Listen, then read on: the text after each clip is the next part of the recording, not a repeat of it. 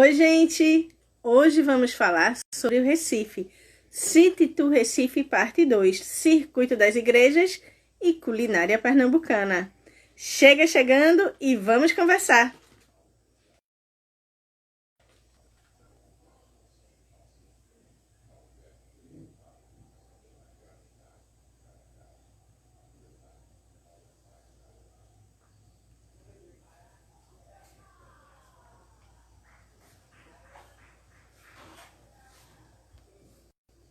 Chega chegando, meu povo!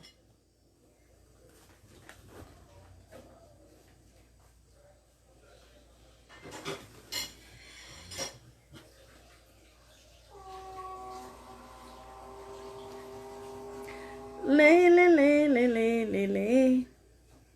Vamos chegar para conversar. Oi, Anauri! Vamos ficar na torcida para que consiga a conexão, né? Tá me ouvindo bem?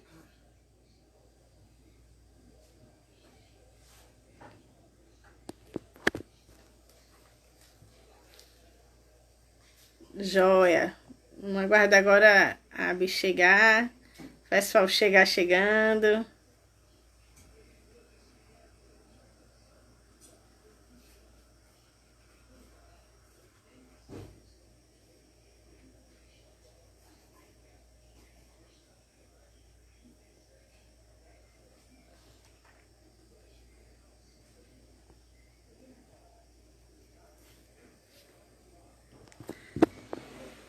Oi, Abby. Vamos lá, vamos tentar.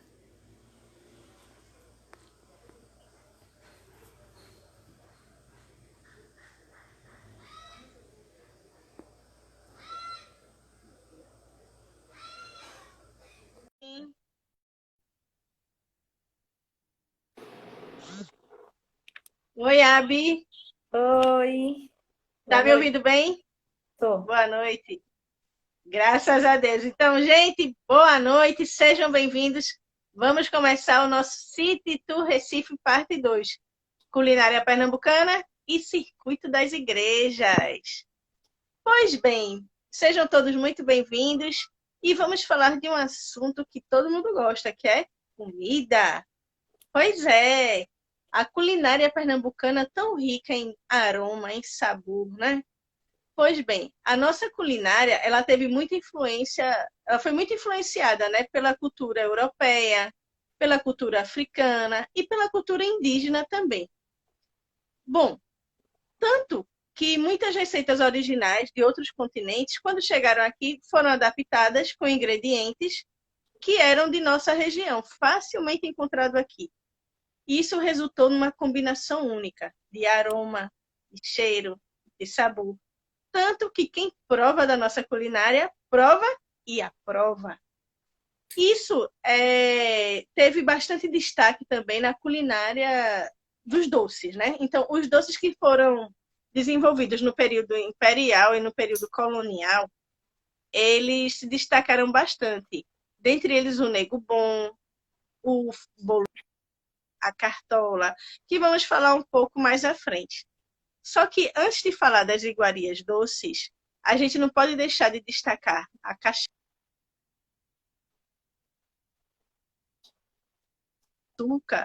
Então, aqui foi desenvolvido também, foi originada a cachaça, que até hoje ela é muito rica, muito, assim, a especialidade da nossa terra, o que se destaca mais aqui na bebida são as cachaças. E temos muitas cachaçarias aqui, temos o Museu de Cachaça, e essas cachaçarias elas abrem ao público. A exemplo da Pitu, que ela abre para a gente poder fazer visitação. Então, quem vier a Recife, quem é daqui também, não deixa de conhecer, que você conhece a história da cachaça e como foi que surgiu tudo isso. Além da cachaça, a gente tem as iguarias salgadas. Pois é, as iguarias salgadas do Recife, os principais pontos culinários nossos, o que mais destaca são os doces. Mas a nossa culinária salgada ela é muito rica também. A gente pode destacar na culinária salgada, temos a tapioca, beiju, que é o mesmo material. O que difere uma da outra é que o beiju ele é duro, é bem crocantezinho, é uma camada bem fininha da massa. E algumas pessoas colocam o coco por cima para ficar crocantezinho e com coco crocante. Então você escolhe se quer o beiju com coco ou sem coco. A tapioca, ela foi considerada a de Olinda a mais tradicional do Brasil. E hoje ela é guardada, né? Guardada que eu digo assim, ela é preservada pelas tapioqueiras de Olinda. Então, lá no Alto da Sé é onde você pode encontrar aquelas tapiocas em abundância, todo tipo que você imaginar. Só que lá ela foi considerada a tapioca mais tradicional do Brasil. E foi considerada também patrimônio cultural e material da cidade de Olinda. Então, quem vier a Pernambuco não deixa de comer a tapioca no Alto da Sé de Olinda. Outra iguaria pernambucana, Abi, a gente tem a moqueca de peixe, a peixada também, a moqueca pernambucana, né? A peixada pernambucana, a feijoada brasileira. Temos também aquelas comidinhas bem light, tipo buchada, tipo rabada, chambari, o sarapatel e os caldinhos. Quem vem a Recife e prova dos caldinhos, prova e aprova. Então, a gente tem também o munguzá salgado, temos a charque à brejeira, a tapioca do Alto da Sé, em Olinda, é perfeita, Nauri. E a culinária doce, né? As nossas iguarias doces, muito ricas também. Vamos começar falando sobre o bolo de rolo. Pois é. O bolo de rolo tem uma história bem interessante que daqui a pouquinho a gente fala. Então, temos o bolo de rolo, temos a cartola, o nego bom, temos o bolo Souza Leão. E aí, quer dar mais algum outro exemplo, Abi? Doce, Sim, pé de moleque, sim. salgado, que eu me lembro. Tem a pamonha também, tem a A canjica. pamonha, agora, mês de junho, a gente está entrando, aí vai começar também a época dos doces à base de milho, né? Isso. E lembrando que a nossa canjica é diferente da canjica que o pessoal do Sudeste come. O que eles chamam lá de canjica, a gente chama aqui de munguzá doce. Munguzá. Né? Que para a gente só existe o munguzá, é o munguzá e a canjica é a canjica.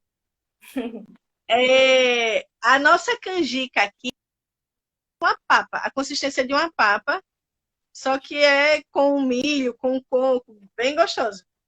Então, quem não é de Recife, quiser saber como é a canjica pernambucana, dá uma pesquisada lá no Google. E quando tiver oportunidade, vem aqui. Que mesmo quando não é época junina, sempre encontra canjica para vender. E o que vale salientar também é que Recife é o terceiro maior polo gastronômico do Brasil. Isso segundo a Abrazel, que é a Agência Brasileira Reguladora dos Bares e Restaurantes. E também, de acordo com o Guia Quatro Rodas, Recife é a cidade que mais foi estrelada por restaurantes com o Guia Quatro Rodas, que é exigentíssimo nessa parte de gastronomia, dentre o norte, ele só perdeu para o sudeste. E por ser o terceiro maior polo gastronômico, né, segundo a Abrazel, ele só ficou atrás, Recife só fica atrás do Rio de Janeiro e de São Paulo. Então, matéria de comida a gente passa bem. Agora, falando um pouco mais dos nossos doces, né? O bolo de rolo, o bolo Souza Leão e a cartola, os três eles são considerados patrimônio cultural e imaterial do Estado de Pernambuco pela Assembleia Legislativa, né? Ou seja, o governo do Estado. Então, eles já fazem parte da cultura imaterial do nosso Estado. O bolo de rolo, além desse título, ele também já foi registrado pelo IPHAN, que é o Instituto de Patrimônio Histórico e Artístico Nacional. A cartola, ela também já está em fase de conclusão de registro pelo IPHAN E o bolo Souza Leão também já está em processo de registro. Mas a cartola está à frente do bolo Souza Leão. Aí muita gente fica pensando, como surgiu o bolo de rolo? Pois bem, como a gente falou no início, que muitas receitas originais foram adaptadas aqui, com o bolo de rolo não foi diferente. Então, o bolo de rolo, ele é a adaptação de um doce português chamado colchão de noiva, que era como se fosse um rocambole feito com massa de pão de ló. Então, eram camadas grossas da massa com o recheio de goiaba. Então, era goiaba com água e muito açúcar, que aqui, na época colonial, eles ostentavam mesmo açúcar. E cada vez mais grosso. E aqui, quando eles começaram a fazer, iam cada vez se adaptando. Então, as camadas que o colchão de noiva era grossa, aqui a gente começou a fazer cada vez camadas mais finas. E essa receita ela era passada de mãe para filha. Não era todo mundo que fazia, eram receitas guardadas a sete chaves. E cada vez mais a massa foi ficando fininha. Isso, no final, dava a impressão que o bolo era um rolo. Por isso o nome bolo de rolo. Outro doce que a gente, como eu falei, a cartola. A cartola, o que é? É a banana frita na manteiga ou no óleo, com a generosa camada de queijo, de manteiga ou queijo coalho, bastante canela e bastante açúcar. E eles deram esse nome de cartola porque, segundo eles, parecia o formato da cartola. E era um doce servido muito nos jantares das casas grandes dos engenhos. Além dele, temos também o bolo de Souza Leão.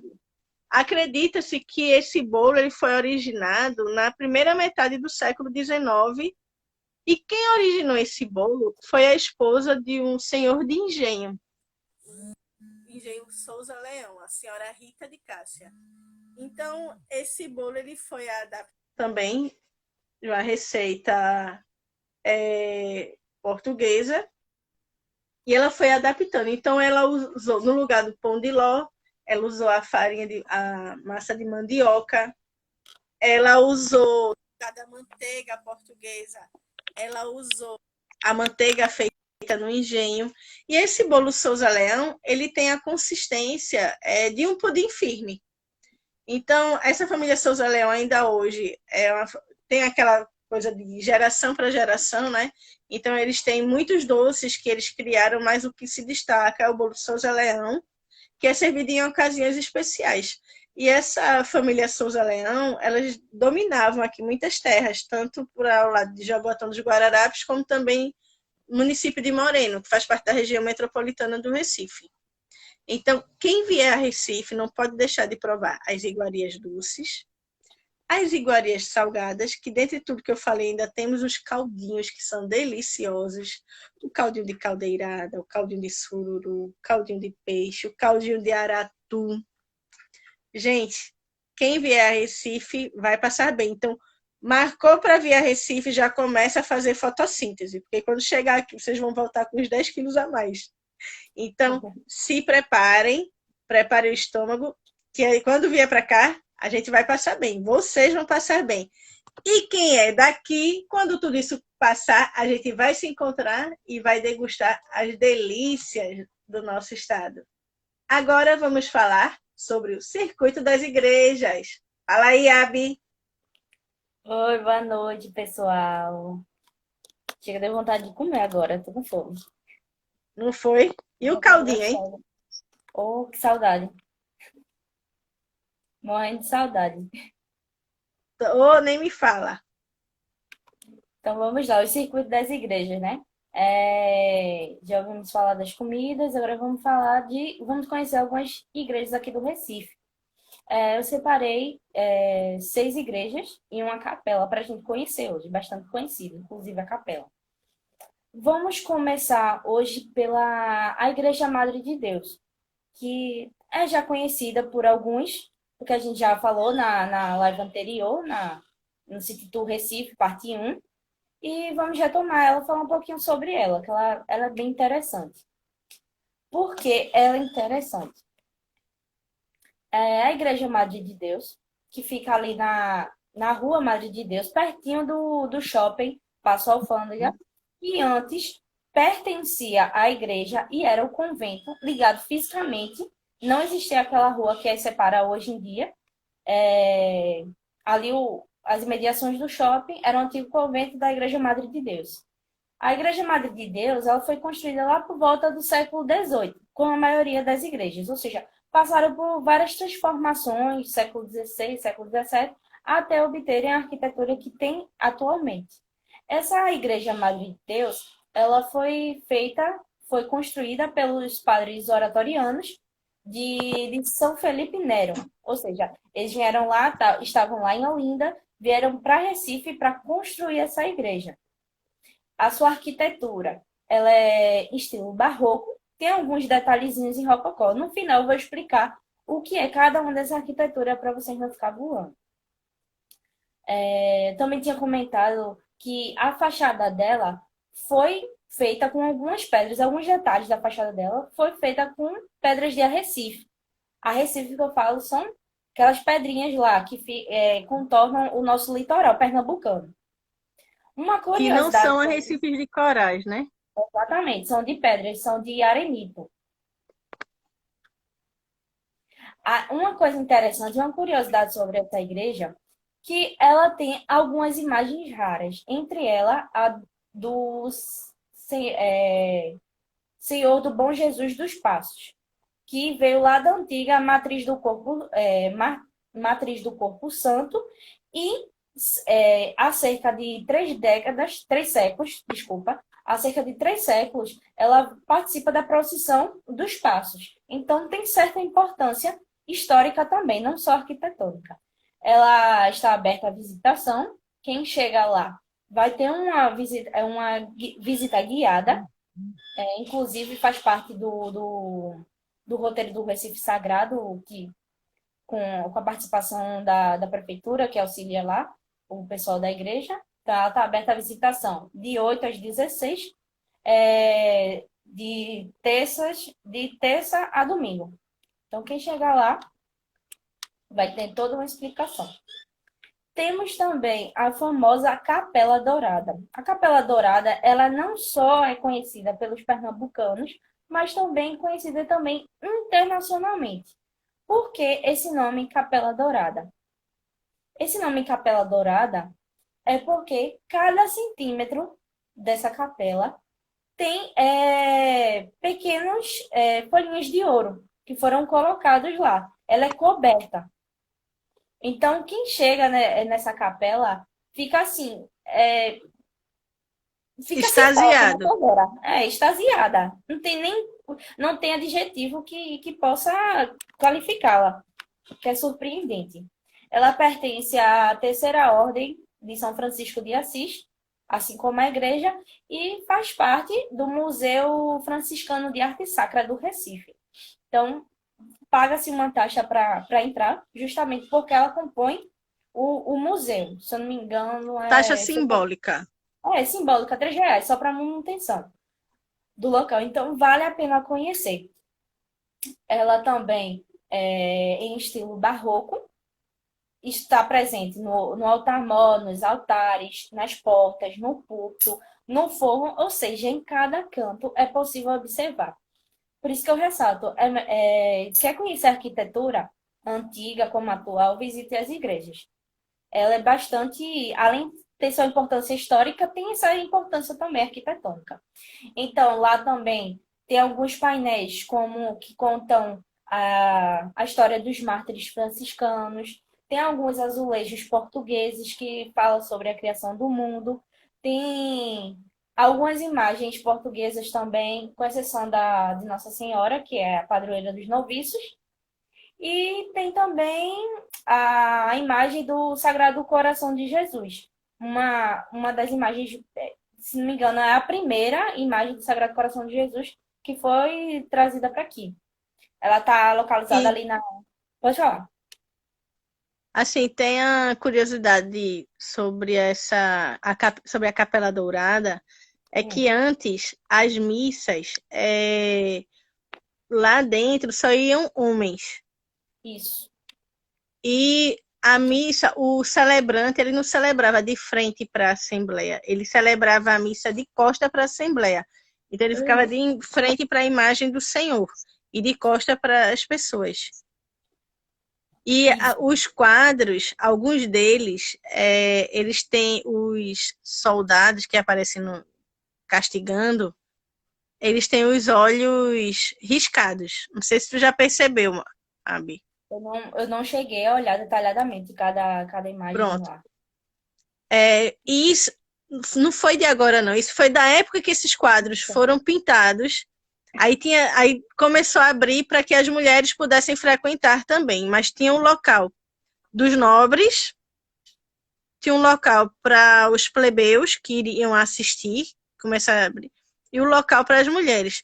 Então tinha um que sempre ia lá e riscava, porque ele não admitia que aquela pessoa ali tivesse feito mal para os escravos e tivesse perfeita a imagem enquanto os outros estavam machucados. Então riscava sempre. Então acabaram que no restauro que fez, mantiveram esses olhos riscados do jeito que tá. Foi interessante, viu? Cada detalhezinho conta, né? Na Né? história. É uma curiosidade muito interessante. Eu não havia percebido quando entrei lá. Então, Mas essa é capela, bem perceptível, não é aquela coisa, né? Mas dá uma olhadinha com olhar clínico quando for que você vai ver. vou passar a observar agora, de pertinho pra ver. É porque, como eu disse, a pessoa fica tão extasiada quando chega lá que, olha, É. são tantos detalhes para observar que eu Uhum. acho que leva horas lá. A pessoa fica admirando lá. Então, essa igreja, ela fica ali na Rua do Imperador, bem próximo ao Palácio do Campo o Palácio da Justiça, ali bem próximo. Coladinha também tem a Igreja de São Francisco, que também é aberta à visitação e vale a pena conhecer. Com o convento, né? Isso, tem um convento também. Temos também a Igreja de Nossa Senhora do Rosário dos Homens Pretos. Essa igreja é bem interessante porque ela foi uma igreja construída por escravos negros que aqui vieram para o Brasil. Eles formavam a Irmandade do Rosário dos Homens Pretos, que dá o nome à igreja. Então, ela levou um certo tempo para ficar pronta. Eles se baseavam muito na questão dos detalhes das igrejas franciscanas. Então, se você comparar, pegar uma igreja franciscana ou de outra ordem, como de carmelitas, beneditinos, entre outros, você vai ver que a riqueza de detalhe e assim, comparando as duas, são fantásticas ambas, mesmo sendo uma forma e outra de outra, mas há uma riqueza de detalhes imensa em cada uma dessas. Então, outra coisa interessante é que há várias imagens de santos negros, como São Sim. Benedito, São Baltazar, Santa Efigênia, entre outros. Quer acrescentar mais alguma coisa nessa igreja? Não, a Nauri tá dizendo aqui que não conhece a Capela Dourada. Quando acabar a quarentena, a gente vai fazer um circuito das igrejas também, porque vale muito a pena. É muito interessante. A gente vai fazer o circuito dos museus, despertar essa vontade pela cultura, como a gente tem. Isso. Um olhar diferente pela cultura do nosso estado. Vamos ao Museu do Homem do Nordeste, mas isso é um outro papo. Voltando às igrejas, Abi. Então, sobre essa igreja, também é interessante que os negros que aqui vieram para o Brasil, eles não vieram só de um canto específico. Então, tinham negros de várias tribos. E com eles vieram também suas raízes, suas cerimônias, suas festas. Inclusive, a igreja serviu como um ponto de partida para o cortejo do rei do Congo, isso foi uma cerimônia, um ritual que trouxeram lá do continente africano e que foi perpetuado pelos negros que aqui habitavam. Inclusive, esse cortejo foi o que ajudou a impulsionar a formação dos maracatus aqui no estado de Pernambuco. Então, tem sua importância, né? Histórico, Uhum. cultural, e é bem interessante ela. Temos também a Basílica de Nossa Senhora do Carmo, que é bastante conhecida, inclusive o pátio ali do Carmo cedia várias festas, inclusive a da própria igreja. Eu só não me lembro o mês que acontece, mas Mês normalmente de eles julho. fecham mês de julho, não é isso? Pronto. Eles Julho, fecham mês 7. 7, mês de julho. Pronto, eles fecham ali, fazem uma festa incrível no local. É, lembrando também que a Basílica do Carmo, ela é todo estilo barroco português, né, com alguma parte do rococó. Como a Abi Isso. já falou, a maioria das nossas igrejas também são levadas pelo rococó. E ela Isso. tem duas torres. Uma delas é inacabada. E a outra, que é completa, ela tem 50 metros de altura. Então, da parte que ela se iguala, que é inacabada, até o final, a do lado esquerdo, ainda são 4 andares. Nossa. E anexo à Basílica tem o Convento do Carmo também, que é a Isso. província do Carmo do Nordeste, que também fica lá. E uma particularidade de todas essas igrejas, não só da Basílica do Carmo, da Capela Dourada, nada lá é reformado, tudo é restaurado. Então tudo Isso. é mais complicado, tudo é mais, não é nem complicado, é mais burocrático, porque se trata de restauro. Então a gente até na quarta passada, o Frei Messias estava comentando em relação à Basílica, né? Que tudo que eles precisam fazer lá, eles têm que primeiro mandar um ofício para o IFAM Isso. para poder pegar autorização, ver o que pode fazer e aí sim restaurar. Isso, exatamente. Para manter as características, né, do tempo que ela foi construída. Uma curiosidade também sobre essa igreja é que parte dos anexos dela foi, foi uma das casas do Conde Maurício Nassau, que na época foi Uhum. doada para a igreja. Aí virou todo aquele conjunto pertencente à Igreja do Carmo.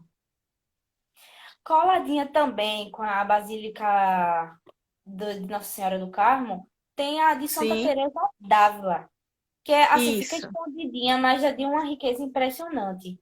Então, como o nome já diz, ela é voltada para a vida de Nossa Senhora, Santa Teresa d'Ávila, no caso. Ela foi uma igreja também lá construída lá por volta do século XVIII, pertence também à Ordem do Carmo, assim como a Basílica. A sua construção, a sua arquitetura é um barroco, e já em sua fase final, então temos algumas características do rococó, que veio logo após o barroco. É interessante observar, quem entra lá, observa que no teto tem várias pinturas contando a vida de Santa Teresa d'Ávila, e é bem interessante. E outra Sim. coisa interessante é que algumas dessas pinturas têm uma assinatura de João de Deus Sepúlveda, que também pintou lá o forro da igreja de São Pedro dos Clérigos, que fica lá no pátio de São Pedro. Quer falar alguma coisa? E assim, o legal é que quando vai entrando na igreja de Santa Teresa d'Ávila, tem aquelas palmeiras imensas, né? Isso, Lindo para tirar foto. Quem gosta de foto, verdade. Fica bem escondido ali naquelas palmeiras, aquele cantinho, um ar puro, bem, bem legal. Então, vamos ela tem. seguindo. Vamos seguindo. Temos também a de Nossa Senhora, a Basílica de Nossa Senhora da Penha, que fica localizada ali bem pertinho do Mercado de São José. Então, é impossível ir passar ali no Mercado de São José e não observar aquela igreja. Ela tem uma arquitetura diferenciada das igrejas daqui, das igrejas barrocas, porque ela é uma igreja em estilo neorrenascentista. Isso significa que o quê? Que ela preza pela proporção, tem um cuidado na proporção, na simetria, na busca pela perfeição, pela beleza. E também a arquitetura dela, na sua planta baixa, é como se fosse uma cruz. E próxima, já no finalzinho, ou ali no centro, tem um semicírculo.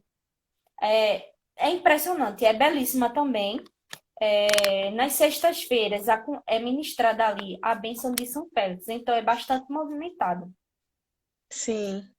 Tem alguns E ela passou um tempão também sendo restaurada, né? Isso, verdade. Tem alguns murais também de Murilo La Greca. É bem interessante. Então, quando for lá no Mercado São José, vale a pena entrar lá, dar uma conferida. Tem também visita guiada no local. Então, você vai ter tanto o seu olhar de turista, como também as informações necessárias para você conhecer mais sobre a história do local. Temos também a Igreja Matriz da Boa Vista. Essa igreja eu incluí porque ela é muito interessante. Quem observa, ela não sabe que por trás dela tem toda uma história. Ela parece uma igreja como se fosse um Lego. A sua construção parece mais um Lego, aquelas pecinhas de montar. Normalmente as crianças usam. Sim. Por Aham. quê? As pedras não foram daqui, elas vieram lá de Portugal. Essa igreja demorou cerca de 105 anos para ficar pronta. É a chamada Pedra Caramba. de Cantária. Ou seja, tudo foi moldado, tudo foi. Ela veio de lá e foi montada Milimetricamente planejado. exatamente. E também o percurso do porto para o local, que é a Rua da Imperatriz, não era também um acesso fácil, né, dado a época, né? Não existia toda aquela a construção de ruas pavimentadas como tem atualmente. Então, ela foi construída nas terras doadas pela a Irmandade do Sacramento da Santa Cruz. O local também funcionou como um cemitério. Outra coisa que eu posso. Na fachada dela é possível observar os evangelistas. Tem algumas imagens, algumas estátuas dos evangelistas, São Mateus, São Marcos, São Lucas e São João. Tem também no seu interior, o estilo dela é renascentista e ela está localizada ali na Rua da Imperatriz, na Cor da Boa Vista. Também é aberta para visitação de segunda a sexta, das 7 às 18 horas. Então, a gente, Lá também assim, a gente está muito bem servido de igreja, de cultura e de arte, né? é a mistura toda. Mistura tudo isso. É possível. Só um instantinho, Abi, porque não tem o que tá aí. Se soubesse. Mas eu botei. Oi. Pronto. Dona... Só tem o que tá aí. Só um instantinho, viu, gente? É porque eu também tô vendendo coxinha. Pode deixar, mãe. Quando terminar aqui eu faço para ele. É porque não tem chave. Sim, mas eu falei o que tinha já. Falasse que Botei no grupo. ele não vai dar. Sim, mas quando vier eu falo. Ele já vem buscar. Tá. Deixa. Que coisa boa, Nauri. Que bom que você tá gostando. Pode seguir, Abi. Pronto, aí para fechar agora, só vou dar uma pequena explicação, né? Que a gente fala tanto em barroco, rococó, rococó, e que danada é isso? Então, Não é? barroco, algumas características do barroco é possível observar quando a gente visita as igrejas. A questão da perspectiva. O que é isso? Nas paredes você Vamos vê. ter. Só um instantinho, Abi. Vamos ter, Patrícia, um circuito das igrejas. Pode seguir, Abi. Pronto. Tem a questão da perspectiva. O que significa isso? Que quando você olha para o teto, é como se as paredes e o teto fosse dar continuidade, como se levasse você até o céu. Então, se tem essa questão da perspectiva, tem a riqueza dos detalhes, tem a questão do contraste, da antítese, dos paradoxos. Já se tinha também o domínio da luz e da sombra. Já no Rococó, tem outras características diferentes, como utilização de cores mais claras, como o dourado, o verde, o rosa clarinho. Isso é bem. Dá para observar lá Só um instantinho. Vou ligar para a portaria. Abi, Oi, aguarda pode só um falar. instantinho. Só um instantinho, tá, gente? Tá bom. Rapidinho. Fica aí na linha. Por que tu não deu? Por que tu não comprou?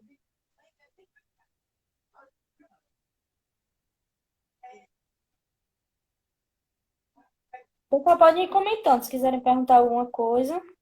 Vocês já visitaram alguma dessas igrejas que a gente falou aqui?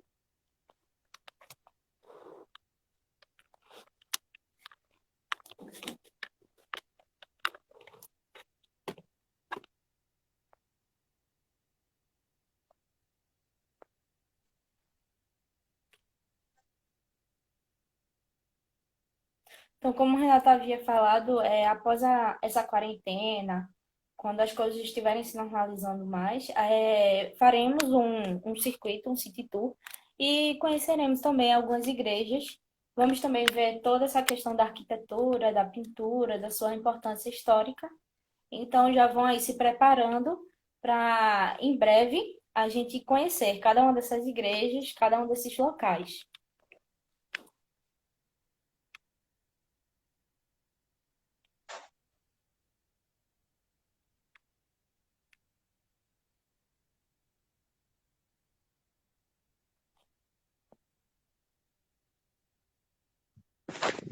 Voltamos à programação normal.